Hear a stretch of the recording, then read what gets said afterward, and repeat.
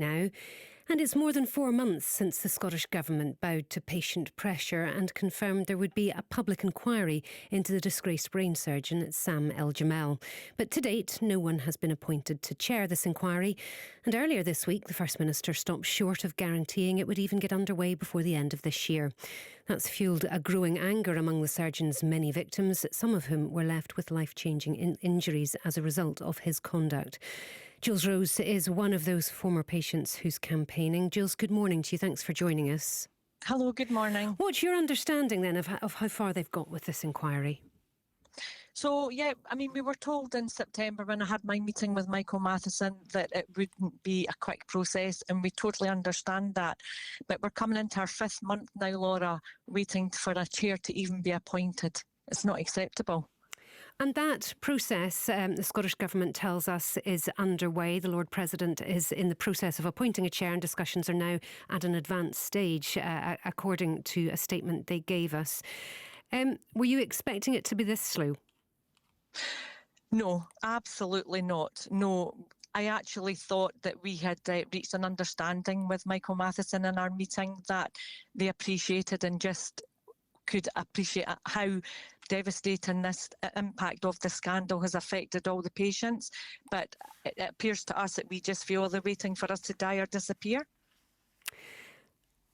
On the other hand, there are other public inquiries underway at the moment. We've got the Scottish public inquiry into COVID on the go just now. It's been delayed a couple of times. I suppose they can't tell you when this will start until they find a chair who's available to take it. Yes, that's our understanding. But meanwhile, we're not just going to sit quiet, Laura. We're not going to sit like sitting ducks. I mean, we've started to be vocal again. We've been patient. We've gave them the time. And now it's time to ramp the pressure up again. It's not acceptable. How do you pressurise them any further if this just takes as long as it takes? Well, we're always working in the background. You know, I liken myself to Alan Bates. It's a part-time unpaid job and our work never stops, and we've always got something on the go in the background. We've also been approached last year by several production companies interested that would actually like to make a TV drama just like the post office scandal. So is this what it's going to take? For the government to sit up and listen to us? Do you think it actually will take that level of sort of the public to get involved and give you more support to push this? Well, I would really like to think and hope that the Scottish Government are taking heed to exactly what's happening with the post office scandal and the level that they have had to go to in order to be taken seriously. But I would like to think that Mr Yousaf would not like it to go to that level and would act accordingly, quickly and swiftly. You said right at the very beginning, you get the impression that you think they're waiting for you guys just to go away or to die. Are people? Yes. Is that what's happening at the moment? Laura, all I can say is our youngest victim was 6 years old and our oldest victim is 80 years old. Now, you know, what does that say? What does that tell you?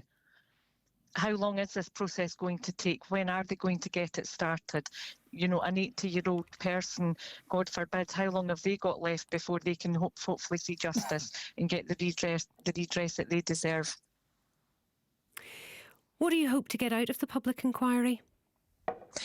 Well, you know, these failings aren't just historical issues, they're actually still remaining current. And the public inquiry is failing to fully and objectively scrutinise how these failings on a mass level occurred without a public inquiry. So that's first and foremost. And obviously we need to get the care and support and the redress that these patients desperately need. When you say redress, are you hoping for compensation? Yes, this has never been just about compensation, Laura. First and foremost, it's about justice. The patients desperately need to get the answers. They've been gaslit for years and years and years. And also Mr Matheson promised that we would have a one-to-one patient clinical review so that they could get the answers. Now, he went on record last spring to say he was going to do that. We've still not had any further information about that either. And in the meantime, how are you doing? How are people that you're campaigning alongside doing? Yes, we have our moments. We've got trauma. This is now the delaying and prevarication. This adds another layer upon layer of trauma. But I do want to point it out as extremely similar in regards to the post office scandal. When I'm speaking to patients on a daily basis, some patients have confided in me and they have said, Jules, I felt suicidal. Jules, I have tried to take my life. No, this is not on. It's not acceptable. It's went on far too long. It needs to stop. They need to start the action. Jules, in November, we heard from you and that you had reported NHS Tayside to the police with regards to their part in this. You said you felt the health board had failed Professor Eljamel's patients. Where have you got with that? Do you feel that your concerns were taken seriously there? With Police Scotland? Mm-hmm. Yes, absolutely. I can confirm, and they have confirmed with me, that my complaint into the criminality that I feel reaches a threshold with NHS Tayside. They have lumped my complaint in amongst the complaint alongside Professor Eljamel, so it's all been investigated under the one umbrella. And can I just say there's over 100 patients have now lodged a formal complaint with Police Scotland. So that's actually a growing number of people who are coming forward to take action in that way rather than, just waiting for a public inquiry. Absolutely. We've got the two running alongside one another because, there has been criminal actions and those need to be held to account on that level.